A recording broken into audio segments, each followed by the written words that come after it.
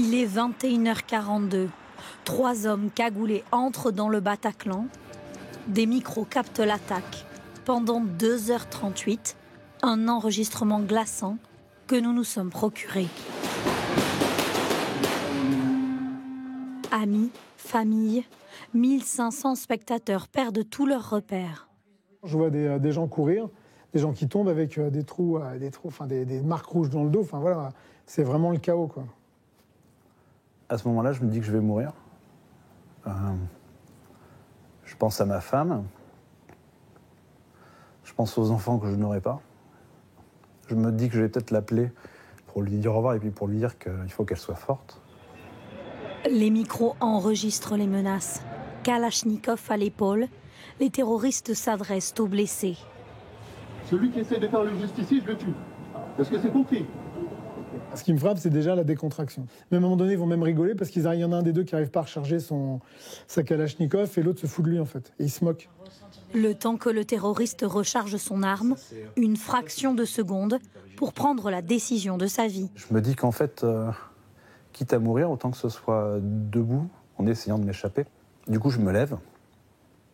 Personne ne se lève autour de moi. J'enjambe tout le monde, en essayant de ne pas leur marcher dessus, en leur demandant pardon dans ma tête.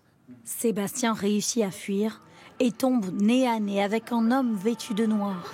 Le premier policier sur place, filmé sur ces images. Il tire sur un des terroristes sur scène, qui déclenche son gilet explosif.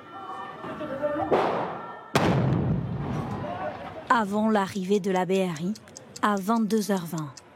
On arrive sur la gauche, devant la porte qui donne accès au backstage, donc à la loge des artistes.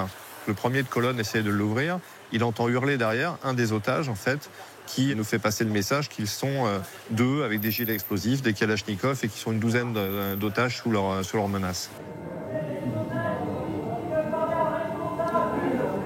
Parmi eux, piégés avec les terroristes, David, 23 ans. L'irruption des policiers de la BRI ce soir-là, c'était à la fois la meilleure nouvelle de ma vie et en même temps la pire. Parce que je me disais, s'il y a un raté ou quoi, il y en a forcément un de nous qui va y passer.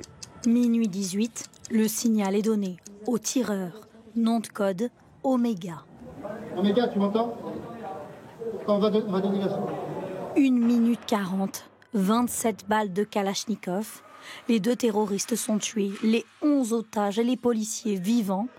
Les secours tournent ces images. Je sors du couloir en me disant « waouh, je suis vivant et tout ». Et la fausse, elle vient. Elle met une dose de réalité qui est brutale à ce moment-là. Ces gens, ils étaient au même concert que moi. Ils sont fait tuer par ces terroristes. Pourquoi je suis encore là? Et donc ça plante une graine qui est destructrice pour l'existence. Sébastien, lui, a enfin eu des nouvelles redoutées de ses proches. C'est en fin d'après-midi que ma sœur m'a appelé pour m'annoncer que Chris était décédé au Bataclan. Parler de lui et de tous les autres, quand j'en parle, il devient vivant en fait. Un devoir de mémoire douloureux pour ne jamais oublier les 132 victimes des attentats du 13 novembre.